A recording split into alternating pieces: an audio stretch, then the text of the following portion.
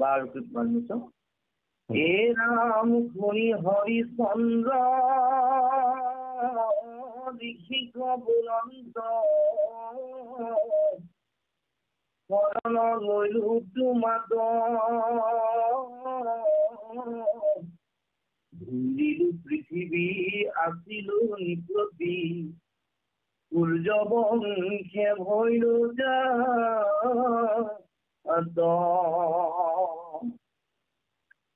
ৰাম কোন সত্য ভিত্ৰ অহুইবু চান্দালৰ ইটো কবে ধৰি হিত লীনৰ ঠাই আমাক বিকাই লয়ো দক্ষিণাৰ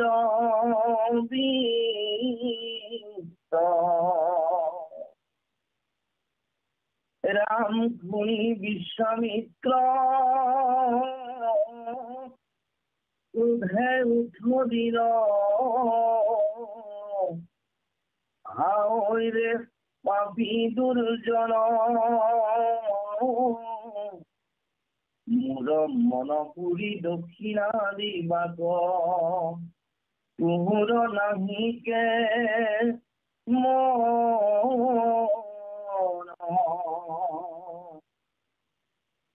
রাম যেবে চান্দালত বিক্রয় নজাখ যেবে নেদ ধন তার অয়ে তীক্ষ্ণ নেহেরা খাপি ভস্ম করু নাহিকে দুখয়া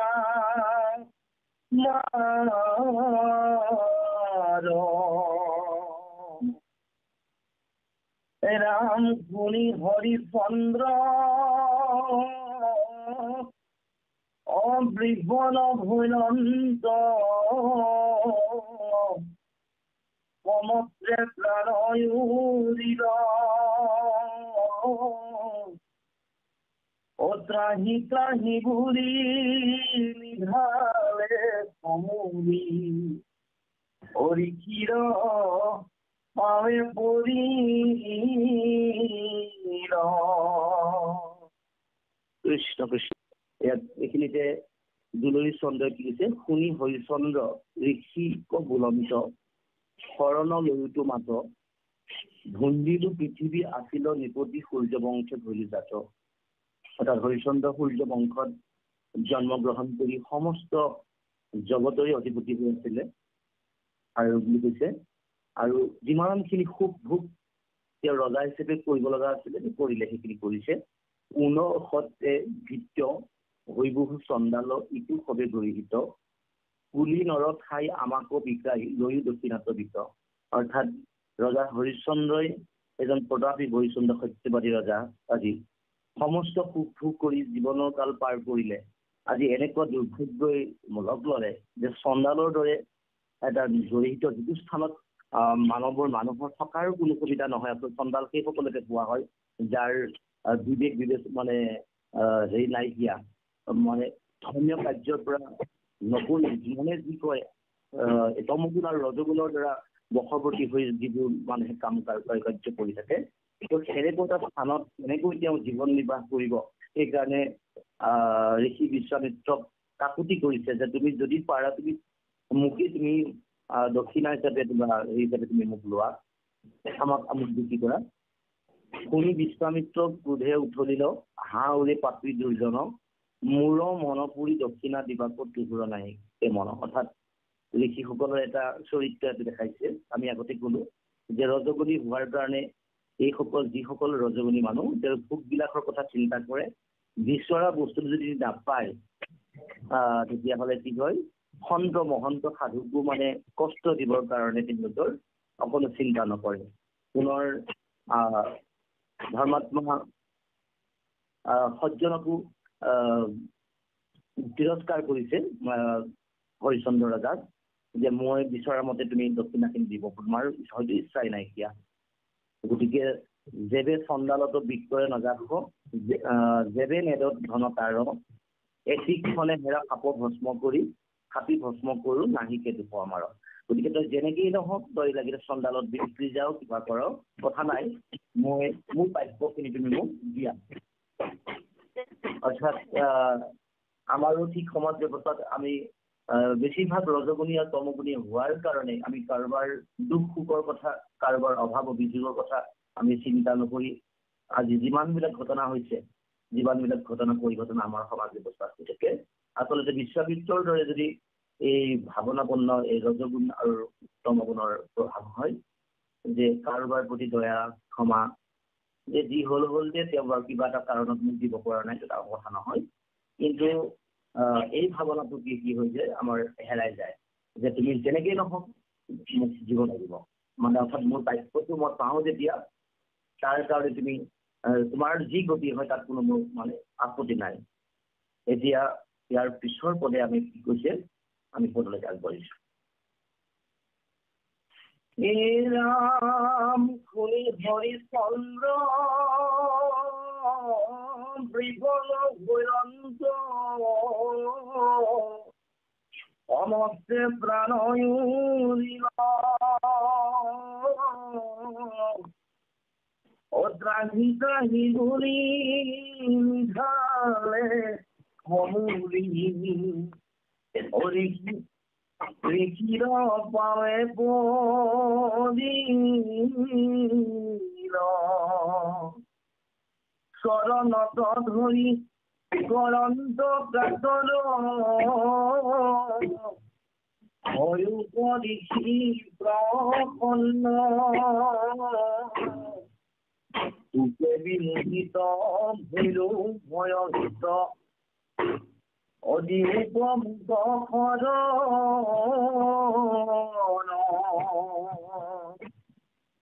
রাম সান্দালত মুদ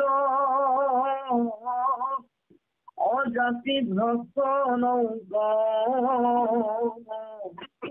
তোমার দেখে ভইলু দেখ ও না পাতা বিঘিনি ঘুমিলু আকিনি দক্ষিণা যাও গয়া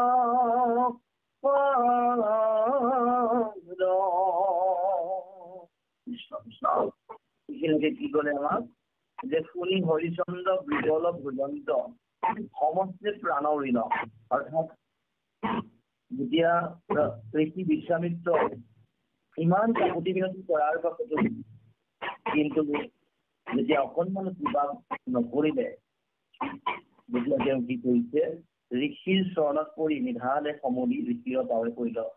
তেওঁ ত্ৰাহি তাহি প্ৰভু ভগৱন্ত তুমি কৃপা কৰা বুলি ঋষিক ভৰিত পৰি পেলাই কাকুতি কৰিছে, যে চৰণত ধৰি তাৰণত কাতৰ হৈ পৰি প্ৰসন্ন বুকে বিমোহিত ভৈলা ভয়ভীত দি উপমুখ।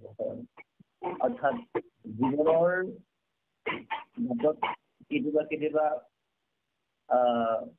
এনেকুৱা পৰ্যায় আহি পৰে যে পৰম তপস্বী জ্ঞানী সন্ত মহন্তসকলেও কেতিয়াবা পূৰ্বৰ অধ্যয় কৰবাত কাৰোবাক লৈ জীৱনটো এনেভাৱে মানে পৰিৱৰ্তন কৰি দিয়ে, যেতিয়া সেই বিপদৰ মুহূৰ্তত যদি আমি কোনোবাই কাৰোবাক আশ্ৰয় লয়, আজি যেনেকৈ ৰজা হৰিশ্চন্দ্ৰই বাক্যত বন্দী হৈ সত্য ৰক্ষাৰ কাৰণে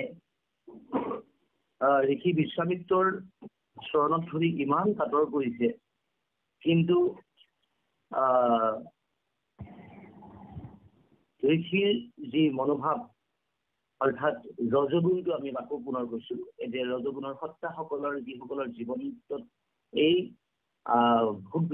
ভোগবাদী চিন্তাখিনি থাকে, তেওঁলোকেও কাষৰজনে কিবা কষ্ট পাইছে নেকি আৰু তেওঁৰ কিবা বিপদৰ মুহূৰ্তত আকৌ কবিতাহে লয়, যে আমি জানো যে শৰণাগতক এৰিব নাপায়, কোনোবা যদি চৰণলৈ বিপদত পৰি আপোনাৰ কাষলৈ আহে তেওঁক যিমান পাৰি অভয়দান দিব লাগে।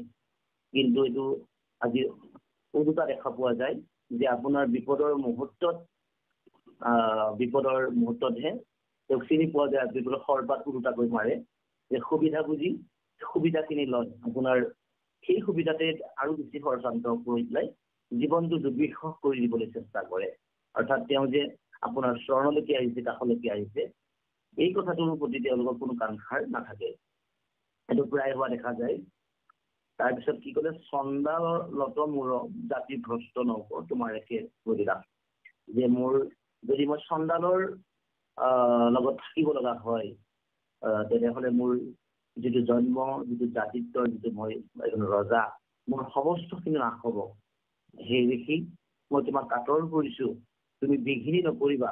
তুমি এই বিপদৰ মুহূৰ্তত প্ৰয়োজন হ'লে তুমি মোক দাস হিচাপে লৈ যোৱা, দক্ষিণাখিনিও ইয়াৰ পৰা উপশম হ'ব। গতিকে এইখিনি কৈছে। গতিকে আমাৰ জীৱনতো আমি প্ৰায় দেখা পাওঁ এনেকুৱা ঘটনা পৰিঘটনা, যে সুবিধা পালেই সুবিধাৰ ফলটো মাৰে। আচলতে সেনেকুৱা নহয়। আমি শৰণাগত, অৰ্থাৎ আমাৰ কাষলৈ যদি কোনোবা বিপদত পৰি, সমস্যাত পৰি, তেওঁ শত্ৰুৱেই নহওক কিয়, যেনেকুৱা ভাবে নহয়, তেওঁ দুখীয়ে নহওক কিয়, আমি সমাধানটো, দয়াদানটো, দয়া কৰিবলৈ শিকিব লাগে। তেওঁক বিপদটোৰ প্ৰতি সুবিধা লোৱাৰ কেতিয়াও চেষ্টা কৰিব নালাগে। তাৰ পিছৰ পদে কি কৈছে,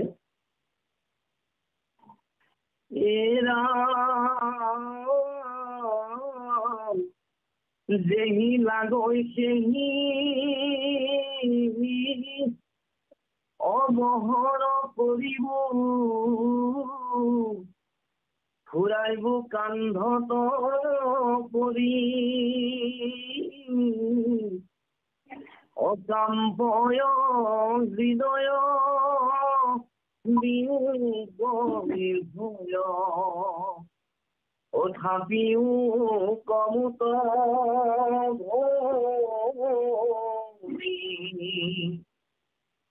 ৰাম তথাপিতো লিখি অনিষ্ঠুৰ বুলন্দ,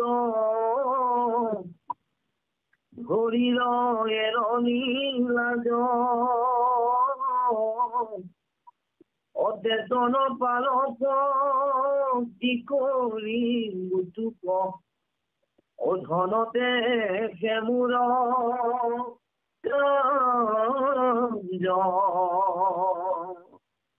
অৰ্থাৎ ইমানখিনিলৈকে কৈছে যে যেহি লাগৰি সেহি বহন কৰিব, ফুৰাই বহু কাণ। অৰ্থাৎ আমাৰ যেতিয়া বিপদ হয়, সমস্যা হয়, আমাৰ ধৰ্ম কৰ্ম আমাৰ সকলো ভ্ৰষ্ট হৈ যায়।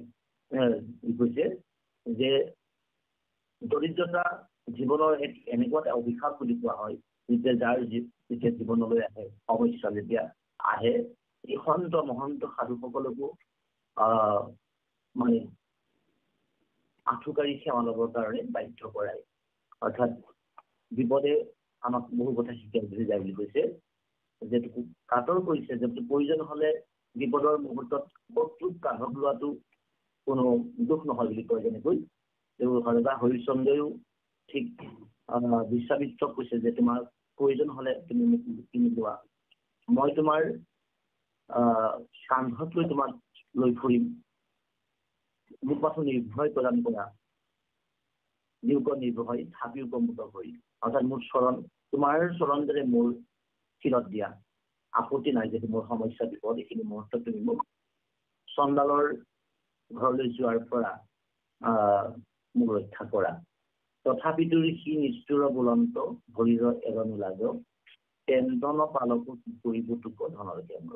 অৰ্থাৎ যিসকল ব্যক্তিৰ ইন্দ্ৰিয় সুখ ভোগৰ কথা চিন্তা কৰে, যে ধন টকা পইচা ঐশ্বৰ্য বিভূতি মস্ত হৈ থকা ব্যক্তিসকলে অন্য কাৰোবাৰ দুখ সুখৰ কথা চিন্তা কৰিবলৈ সময় নাই কাৰোবাৰ। তেওঁৰ যিটো প্ৰাপ্য, অৰ্থাৎ মই তোমাৰ পৰা এইটো পাব লগা আছে, তুমি মোক এইখিনি দিবই লাগিব। তাত তোমাৰ কি সমস্যা হৈছে, তোমাৰ ধৰ্মভ্ৰষ্ট হয়, তোমাৰ ক্ষতি হয় কিবা, সেইখিনি কথা চিন্তা কৰা প্ৰয়োজন নাই। অৰ্থাৎ যিখিনি জীৱ বিষয় আসক্ত হৈ থকা জীৱসকলেও ঠিক সঠিক এনেকুৱাই কাৰ্যবিলাক হয়, যে তুমি যেনেকৈ নহওক, তুমি যেনেকৈ তোমাৰ সমস্যাটো তুমি কেনেকৈ সমাধান কৰা সেইটো বেলেগ কথা, কিন্তু মোৰ প্ৰাপ্য, মোৰ অধিকাৰখিনি মোক লাগিব। আৰু এইখিনি আমাৰ জীৱন যাত্ৰাত সমস্যাৰ সৃষ্টি কৰে। তাৰপিছত ইয়াৰ পিছৰ পদে আকৌ কি ক'লে, ৰাম তয়ো দাস ভৰিলে মোৰ অধিকাৰ অয়াউৰ তোৰ নাই নিয়া অনিউক চান্দাল বিকুৱামি অদশ কোটি ধন গতিকে মই তুমি যদি মোৰ দাস কৰি যোৱা তেতিয়া তোমাৰ ওপৰত মোৰ অধিকাৰটো নাথাকিব। গতিকে এইবিলাক কথা নহয়, তুমি সেই চান্দালক যেতিয়া আজ্ঞা কৰিছে সেই চান্দাল এওঁক লৈ যোৱা আৰু এওঁক বিক্ৰী মোক ইমানখিনি টকা 10 কোটি ধন মানে ইমানখিনি ইয়াৰ মূল্যত মোক লাগে, অৰ্থাৎ মোৰ প্ৰয়োজনৰ যিখিনি ধন লাগে তুমি মোৰ দাস হোৱা কিবা হোৱা ইয়াৰ প্ৰথম কথা নাই। ৰাম হেন শুনি ভৈল চান্দাল হৰি অয়ুলখ মানস মন ঋষিক বুজায়া খন্তে কতে আনি দিলে 10 কোটি ধন ঋষিৰ ভৰিৰ পৰা নিপ্ৰতীক অয়াজুৰি আনিলা ধৰি অপাপিষ্ট চান্দাল গাইল ভঞ্চাল ও বান্ধি পাছ হাত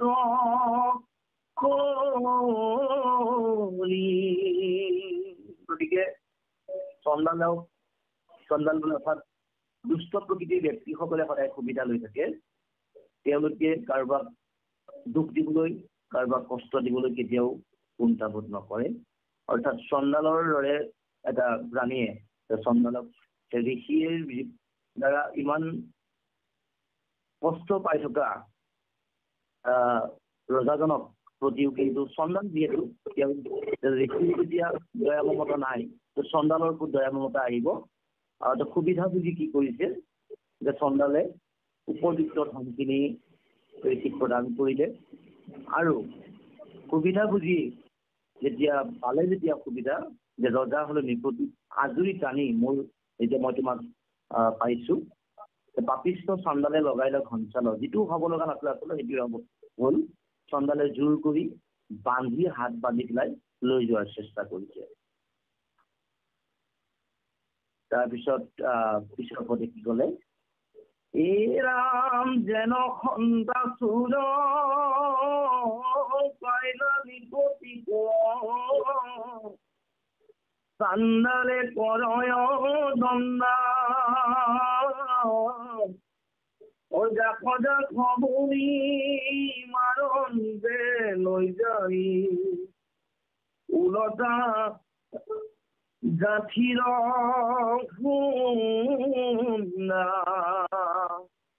কটু দণ্ড ধৰি পিঠিত কোবাৰে বৃচুতি ভৈলনি প্ৰতি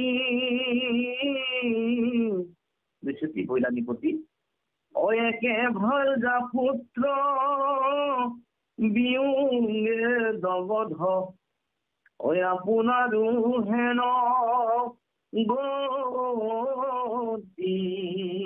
অৰ্থাৎ ইয়াৰ আগতে আমি পাইছো যে এই ঋষি বিশ্বামিত্ৰৰ কোপত পৰিয়ে ৰজা হৰিশ্চন্দ্ৰই নিজৰ স্নেহৰ ভাৰ্যাক ব্ৰাহ্মণীৰ হাতত ঘটাব লগা হ'ল, পুত্ৰক ইয়াক দিব লগা হ'ল।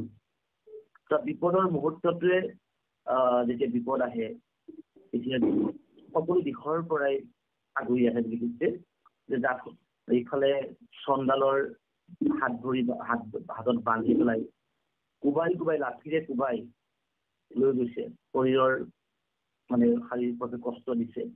আনফালে ভাগ্য আৰু পুত্ৰকে বিয়োগে তেওঁৰ এনেকুৱা গতি হৈছে, অৰ্থাৎ বিপদ যেতিয়া আহে সকলো দিশৰ পৰা আহে বুলি কৈছে যে কোনটো কি কৰিব স্থিতি নোপোৱা হয়। হৰিশ্চন্দ্ৰৰ জীৱনতো এনেকুৱা হৈছে যে সকলো দিশৰ পৰাই অন্ধকাৰ হৈ আহিছে। তেওঁ পুত্ৰ আৰু ভাৰ্যাৰ যিটো দুখ বিয়োগ যে তেওঁলোকক এই থৈ অহাৰ যি যাতনা এইখিনিয়ে তেওঁ শৰীৰটো এনেই দগ্ধ কৰি ৰাখিছে। আনফালে চণ্ডালৰ যিটো চেষ্টা, এই চেষ্টাটো তেওঁ কাতৰ হৈ পৰিছে। তাৰ পিছৰ পদে কি কৈছে, এ নাম এহি মতে মাৰি ধৰি ভোগ আপোনাৰ গৃহ নিল অদণ্ড দণ্ডি কৰি পাছে মৰাৰ ওপৰে ও কাম চাহিবাক দিল। এইদৰে টানি আজৰি নি তেতিয়া চণ্ডালৰ যি কৰ্ম, যে শ্মশানত আমি সকলোৱে জানো চণ্ডালসকলে যে শ্মশানত য'ত মৃত শৰীৰবোৰৰ সৎকাৰ কৰা হয়, চাৰিওফালে বিভৎস এক ৰূপ, তাত মনুষ্যসকলে অৰ্থাৎ সাধাৰণ মনুষ্যই এই স্থানত থকাটো বা কল্পনা কৰাটো অসহনীয় এক পৰিৱেশ। এনেকুৱা এটা পৰিৱেশত ধৰ্মমতী ৰজা হৰিশ্চন্দ্ৰক যিহেতু কিনি লৈ গৈছে, গতিকে তাত আৰু দুখ সুখৰ কথা আহি নপৰে। তেওঁ মৃতকৰ এই শৰীৰে আৱৰি থকা শ্মশানখনত ৰজা হৰিশ্চন্দ্ৰক কামত খটাইছে, গোটেইখিনি তুমি কৰা। গতিকে বিপদ যেতিয়া আহে জীৱনটোলৈ, যেতিয়া নকৰিবলগীয়া সমস্যাখিনিও যেতিয়া ভাগ্যই যেতিয়া আমাক লৈ আহে, জীৱনটো কেতিয়াবা কেতিয়াবা কৰবাত এনেকুৱা ঘটনা হয় যে নাভবাকৈ কৰিব নলগা কৰ্মটো আমি লিপ্ত হ'ব লগা হয়। আজি ৰজা হৰিশ্চন্দ্ৰৰ সেই একেই গতি, যে ভাগ্য চক্ৰই আজি হৰিশ্চন্দ্ৰক ইমান এজন প্ৰতাপী ৰজা, সত্যবাদী ধৰ্মপৰায়ণ ৰজায়ো আজি চণ্ডালৰ গৃহত, চণ্ডালৰ লগত শ্মশানত মানে শৱ দাহনৰ কাৰ্য যি তাত থাকিব লগা গতি কৰিছে। বিধিয়ে আমাক কেতিয়া কোন পৰ্যায়ত কলৈ লৈ যাব ইয়াৰ কোনো ঠিৰাং নাই। গতিকে আমি সেইকাৰণে এইবোৰ ঘটনা পৰিঘটনাই আমাক গুৰুজনাই দেখুৱাইছে যে সেই নৰকসকল, তোমালোকে ৰজগুণ আৰু তমগুণৰ বশৱৰ্তী নহবা, সৎগুণৰ দ্বাৰা ভাৱনাৰে সমস্ত জীৱক ঈশ্বৰ জ্ঞান কৰি কৰা, তেতিয়া এই জনমত দুখ আৰু সুখটো থাকিব।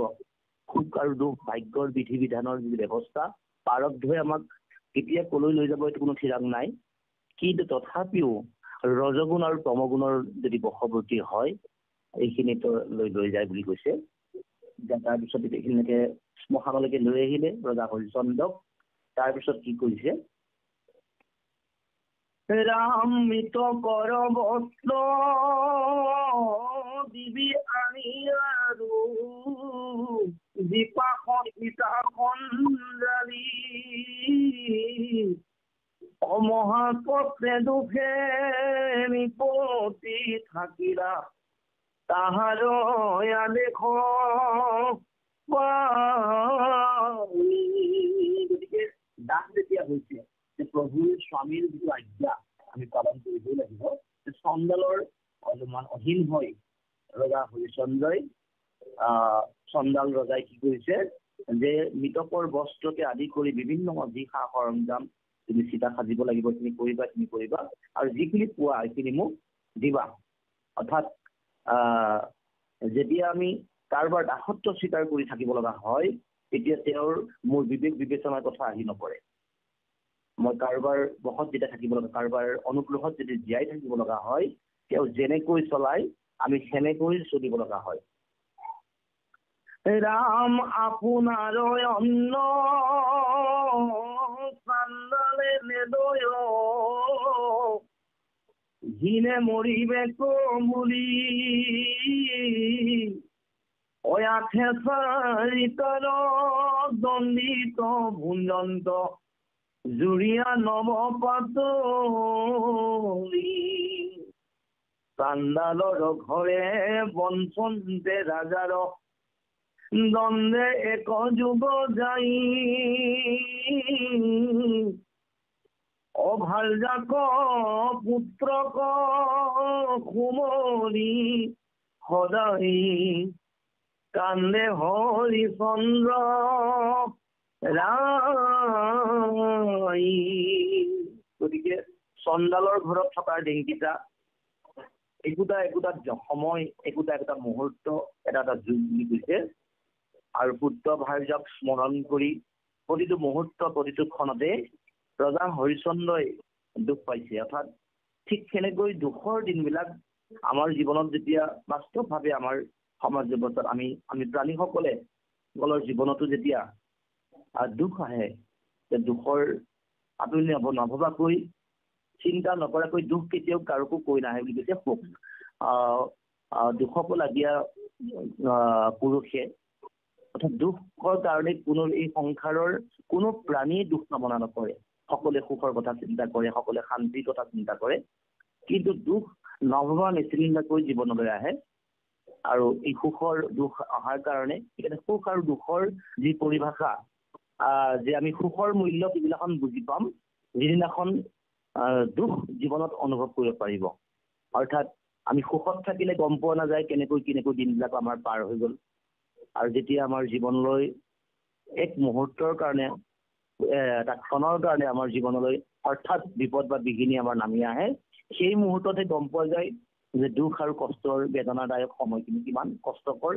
একোটা মুহূৰ্ত আপোনাৰ জীৱনত যেতিয়া এনেকুৱা পৰিঘটনাই আপোনাক মনত আঘাত বা কষ্ট দিয়ে, যে সেই সময়খিনিত আপুনি সুখত ইমান বছৰ মানে বহুদিন পাৰ কৰিলে লাহবিলাহত, কিন্তু দুখ যেতিয়া জীৱনলৈ আহে তেতিয়া কি হয়, একোটা ক্ষণ অৰ্থাৎ এক দ্বন্দ্ব এক সময় আপোনাৰ একোটা যুগৰ দৰে যাব। দুখৰ দিনবিলাক নাযায় নোপোৱা বুলি কয়। গতিকে ৰজা হৰিশ্চন্দ্ৰৰ জীৱনতো এনেকুৱা হৈছে যে চন্দালৰ শ্মশানত থকাৰ যি সময়খিনি, এফালে পুত্ৰ ভাৰ্যাৰ এৰি অহাৰ দুখ, আনফালে চন্দালৰ লগত থাকি খাদ্য কেনেকৈ খাব, একোচিত এক বিভৎস পৰিৱেশত থাকি তেওঁৰ প্ৰতিটো মুহূৰ্ত প্ৰতিটো একোটা যুগৰ লগত তুলনা কৰিছে। যে ৰজাৰ দৰে ৰাজভোগ কৰি সেনেকৈ পাৰ কৰা দিনবোৰ পাৰ কৰা ৰজাই আজি চন্দালৰ গৃহত দাসত্ব স্বীকাৰ কৰি থাকিব লগা হৈছে। তেওঁৰ কাৰণে এক মুহূৰ্ত একোটা যুগৰ হোৱাটো বৰ ডাঙৰ কথা নহয়। ৰাম বুলিবে নিপতি আখিনন্ত পৰা, আমাক নিবে মেলাই ইটো অথন্তন্ত ইটো অথান্তৰ একো জানিলি জীৱ মোৰ বিলাই। আনফালে কি কৰিছে যে ৰজা হৰিশ্চন্দ্ৰৰ লগত এই যি পৰিঘটনা হ'ল যে ঋষিক মূল্য দিব নোৱাৰাৰ কাৰণে চন্দালৰ লগত বিক্ৰী যাব লগা হ'ল, চন্দালৰ গৃহত থাকিব লগা হ'ল। তেওঁৰ এইটো ভাৱনাই মনত এবাৰ খুন্দি আহিছে মন দৃশ্যপটত। ৰজা হৰিশ্চন্দ্ৰই অনুভৱ কৰিছে যে মোৰ পুত্ৰ মোৰ ভাৰ্যাই চাগৈ আশাৰে বাট চাই আছে যে আমাক ব্ৰাহ্মণৰ ঘৰৰ পৰা, ব্ৰাহ্মণৰ কবলৰ পৰা আমাক উদ্ধাৰ কৰি লৈ যাব। কিন্তু মোৰ জীৱনত যে ইমান এটা নহ'ব লগা ঘটনা এটা হৈ গ'ল, যে মোৰ আথান্তৰ বুলি কৈছে, যে ইমান এটা ডাঙৰ ঘটনা হৈ গ'ল, পৰিঘটনা হৈ গ'ল, মই যাম বুলি তেওঁলোকে বাট চাই থাকিব। আৰু মোৰ যে কি বিলাই হৈছে এই কথা কোনে ক'ব বা কাক মই ক'ম। ৰাম ৰাজ্য ত্যাগ ভৈল অপুনিৰে এৰিল, বিকিলো পুত্ৰ ভাৰ্যাক কোনো চান্দাল ভৈলো কত আছে, মুহুৰ কৰ্ম বিপাকে। যে মই ৰাজ্য ত্যাগ কৰিলো, ৰাজ্যৰ পৰা বঞ্চিত হলো, ৰজা হৈ আছিলো, মোৰ শহীদ বান্ধৱ বিলাকে মোক ত্যাগ কৰিলে, শহীদে এৰিলে। বিকিলো পুত্ৰ ভাৰ্যাক, পুত্ৰ আৰু ভাৰ্যাক মই আনৰ আশ্ৰয়ত মই বিক্ৰী কৰিলো, নিজেও চন্দালৰ লগত বিক্ৰী হৈ গলো। মোৰ কৰ্ম বিপাকে অৰ্থাৎ বিপদতহে গম পোৱা যায় ইয়াত কৈছে শহীদে। যেতিয়া আপোনাৰ জীৱনত এতিয়া আমি মায়াত থাকি আমি এই সংসাৰখনৰ প্ৰতিটো প্ৰত্যেকজন স্বজনসকলক বা আত্মীয় স্বজন বন্ধু বান্ধৱ ইষ্ট কুটুম্ব এইসকলৰ কাৰণে গোটেই জীৱনটো আমি পাৰ কৰোঁ। আমি কৰিবলগীয়া কৰ্মখিনিও আমাৰ জীৱনত সম্পাদিত হৈ পৰিয়ালবৰ্গ ইষ্ট কুটুম্বক পোহপাল দিওঁতে আমাৰ জীৱনটো পাৰ কৰা হয়। কি কৰিলোঁ সৎ কৰ্ম কৰি অসৎ কৰি ইয়াৰ বিচাৰ বুদ্ধি আমি প্ৰায় নকৰোঁ। কিন্তু আত্মীয় স্বজনে বিপদৰ মুহূৰ্ততহে গম পোৱা যায় যে বাৰু ঠিক আছে আমি সকলোৱে জানো। এটা সাধাৰণ কথা ক'বলৈ গ'লে যে ৰজা হৰিশ্চন্দ্ৰৰ দৰে এজন প্ৰতাপী ৰজাৰ জীৱনত এনেকুৱা দুখ আহিলে, ইমান দুখ অহাটো সম্ভৱপৰ আচলতে হ'ব লগা নাছিলে যে তেওঁ সমস্ত জগতৰে একোজন নায়ক হিচাপে আছিলে। তো কোনোবা নহয় কোনোবা ইষ্ট কুটুম্বইতো নিশ্চয় সহায় কৰিব পাৰিলেহেঁতেন। কিন্তু দিছে যে শহীদে বন্ধু বান্ধৱেও এৰা দিছে। তো আপোনাৰ বিপদ যেতিয়া হ'ব, বিপদে কি কৰিব, ঈশ্বৰে যদি এৰা দিয়ে, ভগৱন্তই যদি আপোনাক কৰে, তেতিয়া কি হ'ব, আপোনাৰ প্ৰথমে ইষ্ট কুটুম্ব আপোনাৰ কাষত যেতিয়া আপোনাৰ ধন সম্পদ ঐশ্বৰ্য বিভূতি থাকে তেতিয়াহে বন্ধু বান্ধৱসকলৰ সমাগত হয়, কাষলৈ থাকিব, আপোনাৰ থাকিব। এইসকলে সুবিধা বুজিহে আপোনাৰ লগত থাকে। এইবোৰ সকলো মিছা বুলি কৈছে, দেখুৱাইছে যে আপোনাৰ বিপদৰ মুহূৰ্তত আপোনাক কোনে সহায় কৰিব, কোনে আশ্ৰয় প্ৰদান কৰিলে, একমাত্ৰ ঈশ্বৰৰ অবিহনে, যে প্ৰভু ভগৱন্তৰ কৃপাৰ অবিহনে বিপদৰ মুহূৰ্তত আমাক কোনেও গতি প্ৰদান কৰিব নোৱাৰে। এই ৰজা হৰিশ্চন্দ্ৰৰ জীৱনৰ কাহিনী আমাক উদাহৰণ দিছে যে ইমান সমস্ত থকাৰ পাছতো শহীদ বান্ধৱে নিশ্চয় কিবা সহযোগ কৰিব পাৰে, কিন্তু নাই, যে শহীদসকলেও ত্যাগ কৰিলে। গতিকে আমাৰো জীৱনত ঈশ্বৰৰ ভগৱন্তৰ কৃপা অবিহনে এই জগতত কোনো শহীদ, কোনো আত্মীয় স্বজন আমাৰ নাই। যি হ'ব লগা আছে ঈশ্বৰৰ ইচ্ছাতে হ'ব। সেইভাৱে আমি ভগৱন্তৰ সেৱা কৰি আমাৰ প্ৰত্যেকটো মুহূৰ্ত জীৱনৰ কাৰ্য আমি সম্পাদন কৰি যাব লাগে। তাৰপিছত পিছৰ পদে আমাক কি কৈছে, বিৰাম আবৰ পথে ভুন্দি বুলালত কোন গতি হুৱে মোৰ কষ্টৰ উপৰি কষ্ট মাজয়াসী দুখৰো নেদেখো কিমান যে আৰু অলপ কিমান যে আৰু কষ্ট ভুগিব লগা হ'ব, যে দ্ৰব্য গতি ক্ৰমে বিধিৰ বিধান মতে আজি মই এনেকুৱা এটা পৰ্যায় আহি পালে, হে প্ৰভু ইয়াৰ দেচোন কোনো উৰেই নোপোৱা হৈছো। ইটো এটা বিপদ সমস্যা এটা দূৰ হোৱাৰ হয়, আন এটা সমস্যা আহি আকৌ গা কৰি উঠে। অৰ্থাৎ আমাৰ জীৱনতো দুখ কষ্ট বা প্ৰাৰব্ধই আমাক কেতিয়াবা ক'ৰবাত এনেকুৱা হয় যে গধূলি বেলাত এহিহে মুখ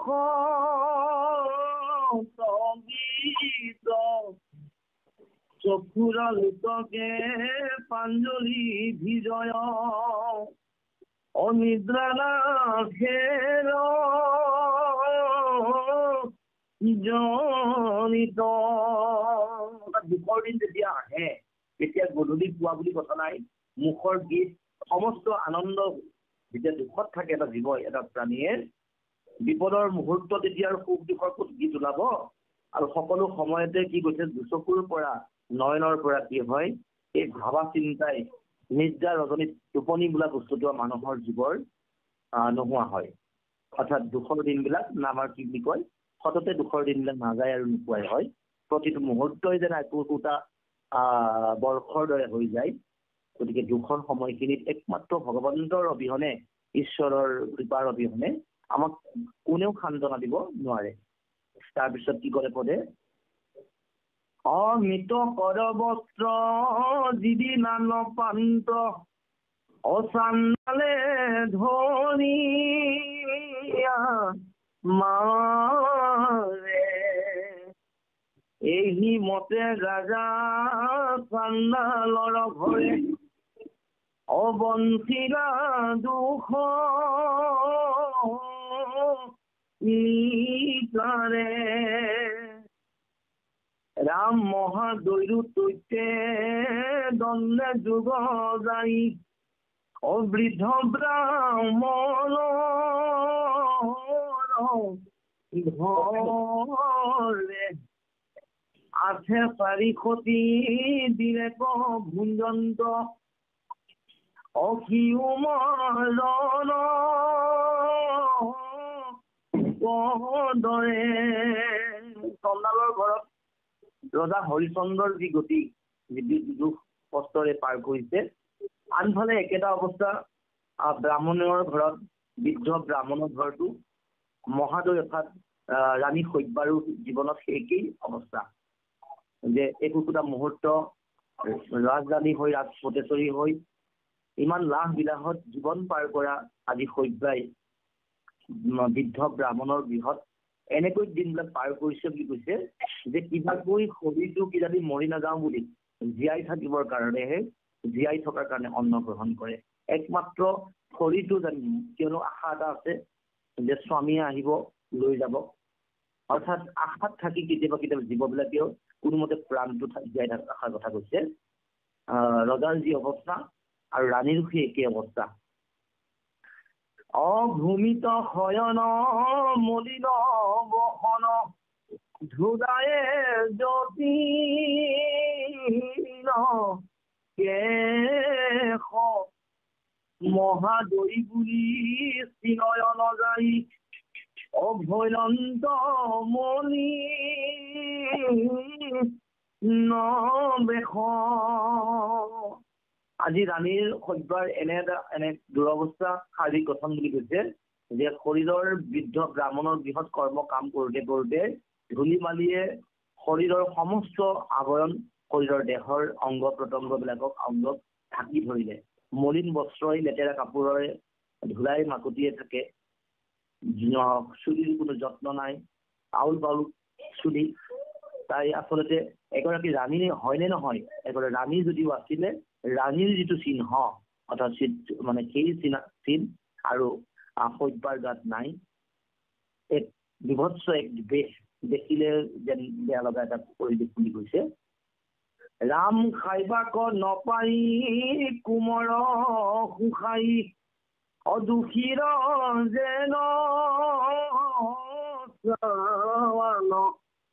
আগত জাহান্দে ব্ৰাহ্মণ কুমাৰে অতাতে খেলা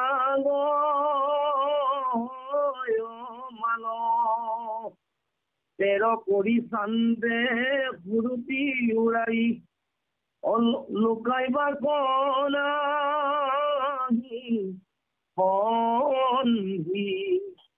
অদেশী পটেশ্বৰী কন্দন কৰন্দ পুত্ৰ কমল বান্ধি। যে ৰজাৰ যি গতি, ৰাণী সব্যাৰো সেই একেই গতি, আৰু পুত্ৰ ৰোহিতাক্ষৰো সেই একেই গতি বুলি কৈছে, যে ৰাজকুমাৰ, যে ৰজাৰ ঘৰৰ সন্তান ৰাজকুমাৰ হৈ যিটো শৰীৰৰ আৱৰণ হ'ব লাগিছিলে, খাদ্যৰ অভাৱত আৰু দুখত পৰি ব্ৰাহ্মণৰ গৃহত খাবলৈ নাপায়। আজি কুমাৰৰ অৱস্থা এনেকুৱা হৈছে যেন সাধাৰণ ভিক্ষাৰী ঘৰৰ, দুখীয়াৰ ঘৰৰ কোনোবা যেন বাচ্চা পোৱালি বুলি কৈছে। এনেকুৱা দেখা হ'ল, আৰু ইফালে কাৰোবাতো শান্তি নাপায়, ব্ৰাহ্মণৰ ছোৱালীসকলে হেৰি কৰে। আৰু এই অৱস্থাটো দেখা পাই ৰাজ দেখি পটেশ্বৰী অৰ্থাৎ সব্যাই অত্যন্ত দুখ কষ্ট পাইছে। অৰ্থাৎ সেইটো একেই কথা, আপোনাৰ জীৱন যুদ্ধটো যদি এনেকুৱা ঘটনা হয় যে ৰাজভোগ কৰি থকা এজন ব্যক্তিয়ে দৈনন্দিন জীৱনত ভোগ বিলাসত পাৰ কৰা এটা প্ৰাণী, জীৱই যদি অৰ্থাৎ জীৱনলৈ দুখ নামি আহে, অনিচ্ছা স্বত্বেও যদি এটা পৰিৱেশক ল'ব লগা হয়, তেতিয়া আপোনাৰ জীৱনত কি গতি, কেনেকুৱা হ'ব অনুভৱ। ঠিক আজি সাধাৰণটো বাদী কথা, যে ৰজা হৰিশ্চন্দ্ৰ, সব্যা ৰাণী আৰু ৰোহিতাক্ষ পুত্ৰৰো আজি একেই গতি। অৰ্থাৎ সময়ত কেতিয়াবা কাৰোবাক কলৈ লৈ যায় আৰু কেনেকুৱা পৰিস্থিতিত ৰাখে তাৰ কোনো ঠিৰাক নাই। অৰ্থাৎ কালৰ আমি অধীন বুলি কৈছে। ৰাম মই দক্ষিণীৰ পেটত ফুটাই উপজিলি কি লাগি তোৰ দুখ দেখি কেনে প্ৰাণ ধৰো অনগৈল হীন অভাগী প্ৰাণনাথ তোমাকে খেলাগি অসৰ্বক্ষণে ধূম পিউ আমাক মেলাইবে আঁকিমাক পাৰা ওই হিসে আখা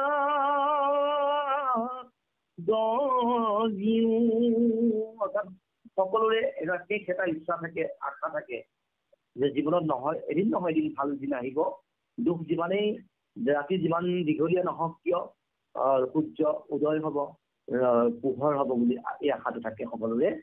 যে দুখিনি দুখ কৰিছে সজ্ঞাই যে সেই পুত্ৰ যে মোৰ দৰে দুৰ্ভগীয়া এগৰাকী মাতৃৰ গৰ্ভত তুমি কিয় জন্ম ললা, আৰু এই কথাষাৰ কিয় উপজিলি তুমি? এই কথাষাৰে মোক মনত যথেষ্ট মোৰ হৃদয় ভাঙি পৰিছে বুলি কৈছে। আৰু মোৰ এটাই আশা কৰিছে সজ্ঞাই যে এনেকৈ আমাৰ প্ৰতিটো ক্ষণ এটা মুহূৰ্ত আমি এইটো আশাৰে বাট চাই আছো যে মহাৰাজ স্বামী আহিব, আমাক লৈ যাব। অৰ্থাৎ প্ৰত্যেকৰ জীৱনতে আমি আশা কৰি আমি প্ৰত্যেকে আছো।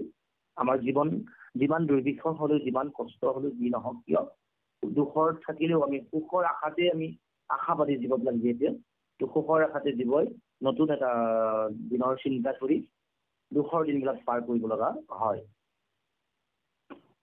পুত্ৰে বোলে মাম পিতৃ আশী বন্ধ উৰাই চাৰি থাকে বাচ আপদয় আন্ধাৰে পোহৰ নেদেখো কতেক দুখৰ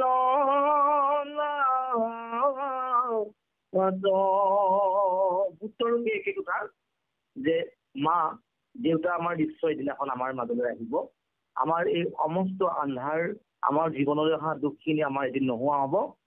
এই আশাতেই পুত্ৰ মাতৃ যেনেকৈ আছে পুত্ৰই আছে বুলি কৈছে। হৰি হৰি প্ৰভু ভালে কি আচন্তে মোৰ দুখ আশা প্ৰায়ী নজানো বিধাতা তোমাক কৰিলে আৰু বা কোন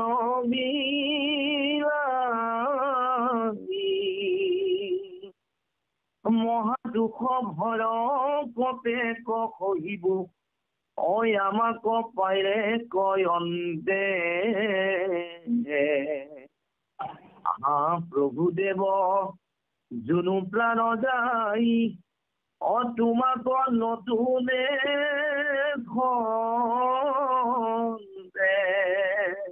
আজি সব্যাই পুনৰ ভগৱন্তক অৰ্থাৎ যেতিয়া বিপদৰ শেষ ইচ্ছা সকলো ফালে চিন্তা চৰ্চা কৰি যেতিয়া জীৱনত কোনোফালে গতি পোৱা বা আশ্ৰয় আশ্বাস নাপায়, তেতিয়া জীৱৰ এক পৰম আশ্ৰয় থাকে ভগৱন্তৰ ওপৰত। আৰু যেনে সব্যাই আজি কৈছে হৰি হৰি প্ৰভু ভালে কি আচন্তে মোৰ, হে প্ৰভু তুমি কেনেকৈ আছা, তুমি মোৰ দুখ চাই নাজানো বিধতাই ভাগ্যই আজি আমাক এনেকুৱা বিদায় কৰি পেলালে, কিমান যে ৰং চাইছা হে প্ৰভু, কেতিয়া তোমাৰ প্ৰভু দেৱ যোনো প্ৰাণ যায়, মোৰ প্ৰাণ যোৱাৰ পাছত জানো তুমি মোক দেখা দিবা হে প্ৰভু। ভগৱন্ত অৰ্থাৎ বিধতাক ঈশ্বৰক পাতৰ আহ্বান কৰিছে, অৰ্থাৎ সেই ইচ্ছা। ইয়াৰ পৰা আমি এটা কথা জানিব পাৰো যে আমাৰ জীৱনলৈ অহা দুখ সুখ যত যি বিপদ বিঘিনি সমস্যা আছে, যদি ভগৱন্তৰ ঈশ্বৰৰ সহায় তেওঁ যদি কৃপা নকৰে তেনেহলে আৰু বেলেগে আমাক কেতিয়াও কৃপা কৰিব নোৱাৰে। এ ৰাম আউৰ ইটো জন্মে দেখিতে নপাই প্ৰভুৰ দুই চৰণ ইখে মহা দুখ মই বিহনে উত্তৰ হইবে মৰ।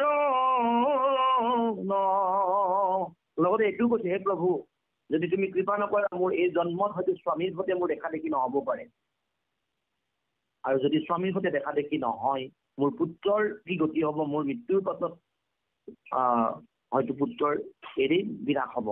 এই কথাখিনি চিন্তা কৰি মোৰ মনে আজি কাতৰ কৰিছে বুলি কৈছে। ৰাম এহি মতে শান্তি সদায়ে কানন্দ লুটক নাহি কে ভেদ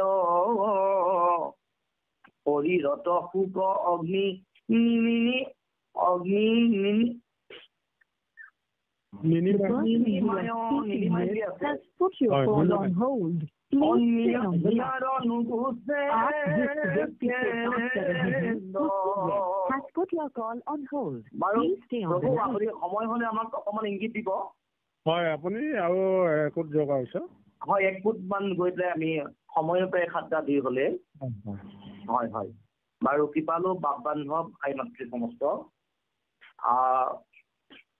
জগতগুৰু কৃপালু গুৰুজনা মহাপুৰুষ শ্ৰীমন্ত শংকৰদেৱৰ অনবদ্য সৃষ্টি এই প্ৰথমখন যি কাব্য ৰজা হৰিশ্চন্দ্ৰৰ উপন্যাস ই আমাক বহু কথাই আমাৰ বাস্তৱ জীৱনত জীৱই কেনেকৈ চলিব লাগে যে আমি ৰজগুণ আৰু তমগুণৰ আসক্তি হৈ জীৱই কেনেকৈ দিনবিলাক পাৰ কৰি সুখত যেতিয়া আমি থাকো তেতিয়া দুখ কি বস্তু আমি অনুভৱ নকৰো কিন্তু দুখ যেতিয়া জীৱনলৈ আহে তেতিয়াহে আমাৰ ভাৱনা হয় যে আমি কেনেকৈ দিনবিলাক পাৰ কৰিছিলো গতিকে বহু কথাই আমাক শিকালে আমি পদবন্ধে আৰু এজোকা পদৰ পাছতেই আমি আজি অনুষ্ঠানটিৰ বিৰাম দিবলৈ আগবাঢ়িছো গতিকে পদবন্ধে আমি পুনৰ পদলৈকে আগবাঢ়িছো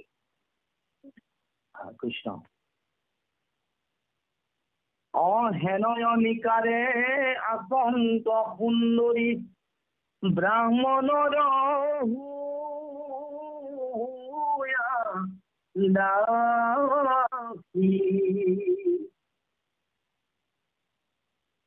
ৰাজকুমাৰক ফুল পাৰিবাক অবুলিলা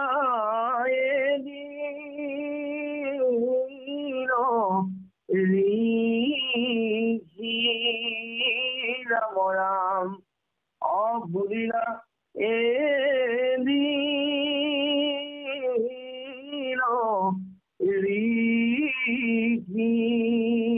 এনেকৈ দুখ মনেৰে ব্ৰাহ্মণৰ গৃহত ৰাণী সব্যাই জীৱন অতিবাহিত কৰিছে আৰু পুত্ৰক সম্পৰ্কিত আছিল যিহেতু আৰু এদিনাখন কি কৰিলে পুত্ৰক ঋষিয়ে ফুল আনিবলৈ ফুলনিলৈ পঠায় আৰু এইখিনিতে আজি 364 সংখ্যক পুটতে আমি বিৰাম দিবলৈ পুনৰ আগবাঢ়িছো দুজোকা পদ আমি পুনৰ দোহাৰি দি পেলাই আজি আপোনাক সব মহামহন্তই আমাক যি দায়িত্ব অৰ্পণ কৰিছিলে আমি যথোচিতে আমি পদবন্ধে আমাৰ মনৰ দুই এষাৰ কথা ইয়াত ব্যাখ্যা আচলতে হোৱা নাই পদবন্ধে আমাৰ মনৰ কথাখিনিকে অকণমান কোৱাৰ প্ৰয়াস কৰিলো এইখিনিকে কৰিবলৈ যাওঁতে হয়তো অনেক ভুল ত্ৰুটি হৈছে আমি সকলোৱে চনতে সেৱা জনাই আমি দুজোকা পদ দোহাৰি দি আজি অনুষ্ঠানটোত বিৰাম দিবলৈ আমি আগবাঢ়িছো কৃষ্ণ কৃষ্ণ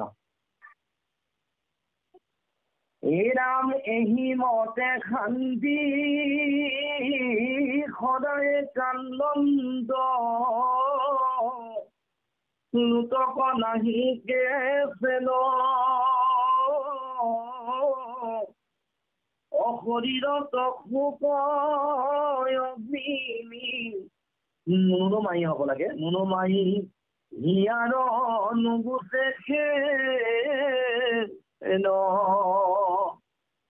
ৰাম হেনয়নিকাৰে আসন্ত সুন্দৰী ব্ৰাহ্মণৰ ভূঞা দেখি ৰাজকুমাৰক ফুল পাৰিবাক বুলিলা এদিন ঋষি ৰাম ৰাম কৃষ্ণ শংকৰ গুৰু হৰি ৰাম